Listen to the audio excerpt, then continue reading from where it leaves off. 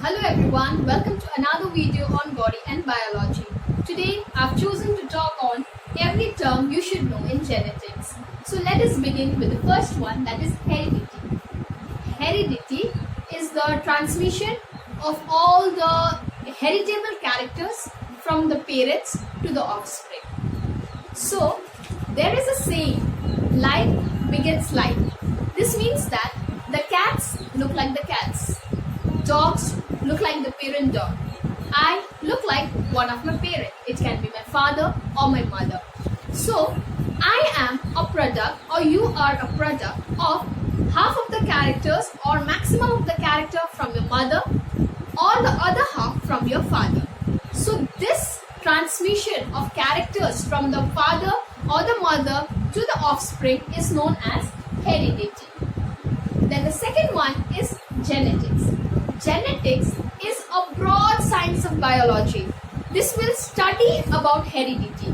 It will study how these characters are transmitted from the parents to the offspring and all the laws behind the transmission. Genetics, the father of genetics, it's very important. The father of genetics was Gregor Johann Mendel. Today, there is a lot of application of genetics because we are studying about the transmission of all the characters from parents to offspring. So genetics have got wide applications today. You can see about in vitro fertilization, test tube babies, then genetic counseling, genetic engineering. All these come under the heading of genetics. Then we have characters. Character will talk about all the features or inheritable features that you have gathered or taken from your parents. That means if I talk about the color of my eye, it is one example of character that I have inherited from my parents. Then comes the traits. Traits are alternative forms of character. This means that the color of the eye, which may be brown or black in color. The brown or the black talks about the trait and the color of the eye as a whole is the character. So trait is the subdivision of the character or the alternative form of the character. Then we will be talking about gene. Genes is a very fundamental fundamental term which we have to study in genetics and often we do not know what it is. So genes are the segments of DNA which will determine what heredity character you have taken from your parents. Means every gene will code for one character. Color of my eye is due to the gene which I have taken from my mother. So basically genes are the basic unit of heredity. It is this gene that determines what heredity character I have taken from my parents. Then we have alleles. Genes always occur in pairs. They always occur in pair and every gene has their own alternative form. For example, like I told you, for example, height. My height, which may be tall or short. Height we will be discussing under gene. That means the gene for height will always occur in pair, which may be tall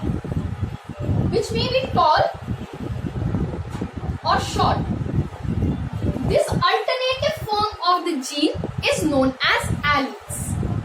So alleles are known as the alternative form of genes. Coming to dominant and recessive allele. You need to know that the gene always occurs in pairs, alright? So if I'm going to represent a gene which is responsible for the height of my body, for example tall, then it will be represented as either capital T or capital T and small t. In short, it will always be represented in pair. So here you can clearly see I am telling this to represent the gene for the tall height of my body. But you can see here there is similar allele present. This condition is known as homozygous and here there are two dissimilar alleles present. This is known as heterozygous. Now here there is an allele which is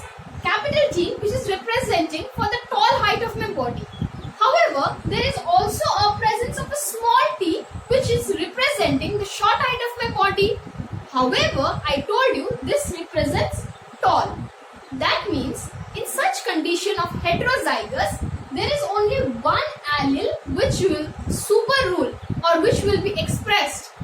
This allele is known as dominant allele. And the another allele which is suppressed, which is not able to express itself, this is known as the recessive allele. Here we have two conditions, tall and short. So the tall allele here which is expressed is known as the dominant allele, and another one which is suppressed it is known as the recessive allele. Then there is genotype and phenotype. You can understand it from here. Genotype is the genetic constitution for a particular character.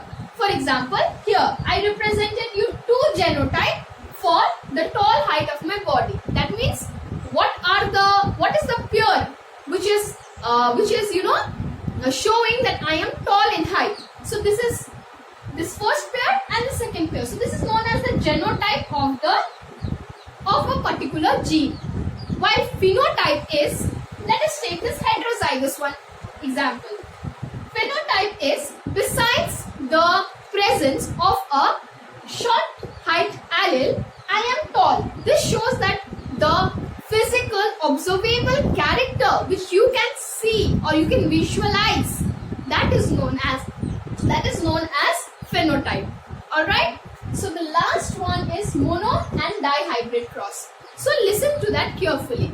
Monohybrid cross is a cross made between a pair of parents in which I will be considering only one alternative form of a character.